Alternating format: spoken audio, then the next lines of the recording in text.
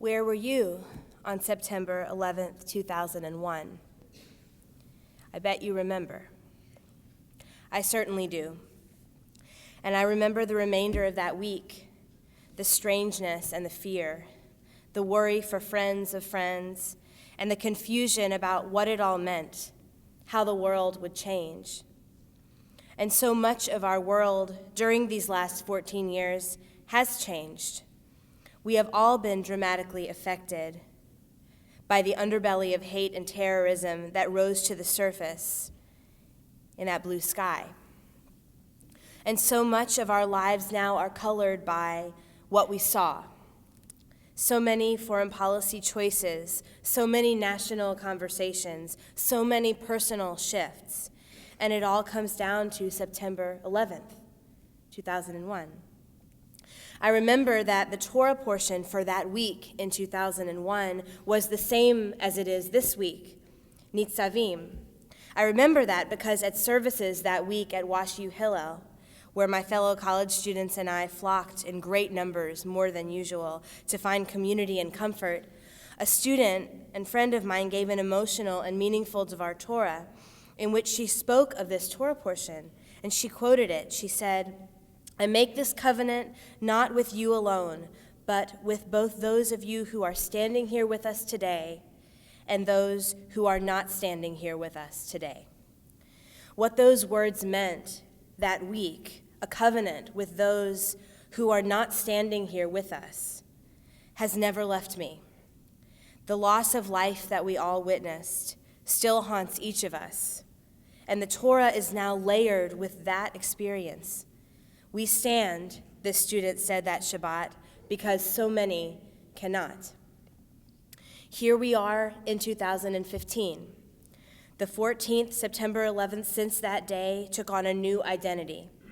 And it felt possible, I recall, that there would only be one identity for that day, from that moment until the rest of time.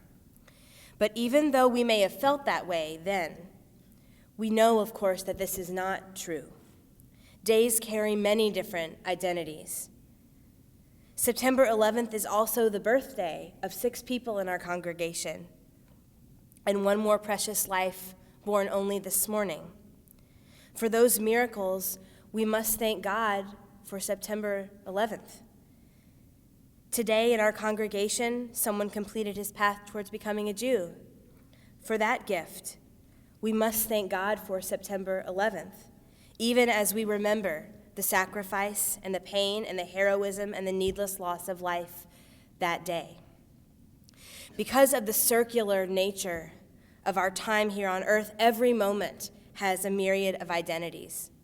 Every day, when, as the rabbis say, creation is renewed, once again as it was on the first day, we have a chance to see it in a new way.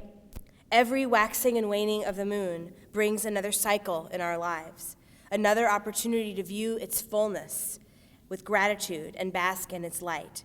Every year, as days come around again, they become an incredible mosaic of memories and hopes, a collage of our lives and experiences, each adding its color and texture to the others. And the days we remember, like this one, are the best opportunities to notice that very complex identity of each passing moment in our lives.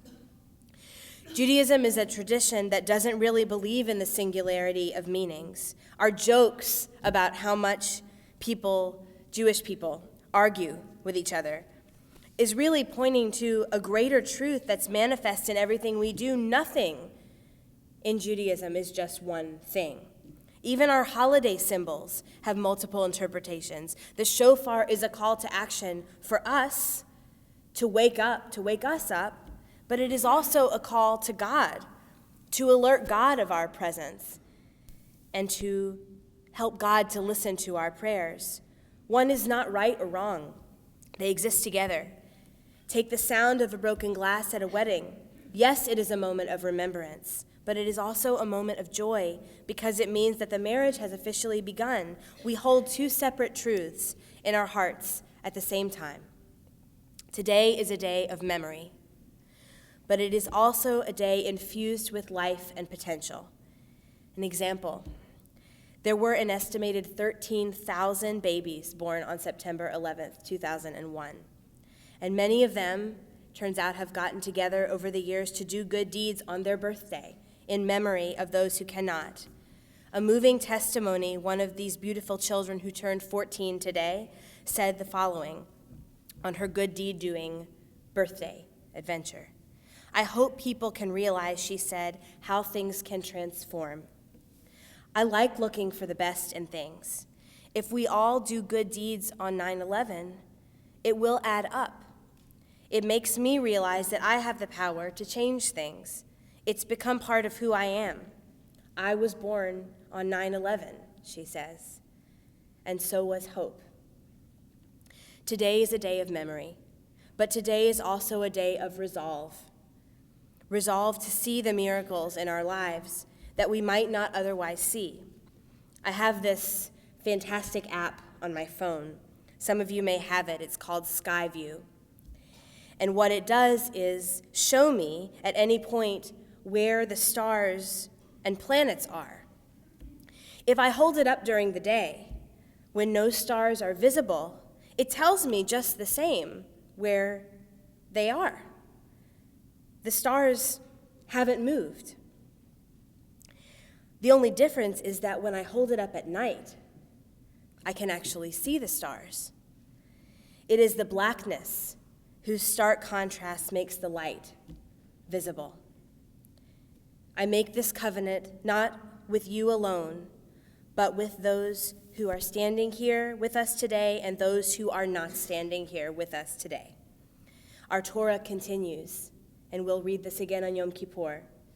I put before you this day, life and death, blessing and curse. Choose life. Every day offers us a choice. And when we choose life, we do honor to those who cannot stand with us. It is how we stand with them. Shabbat shalom.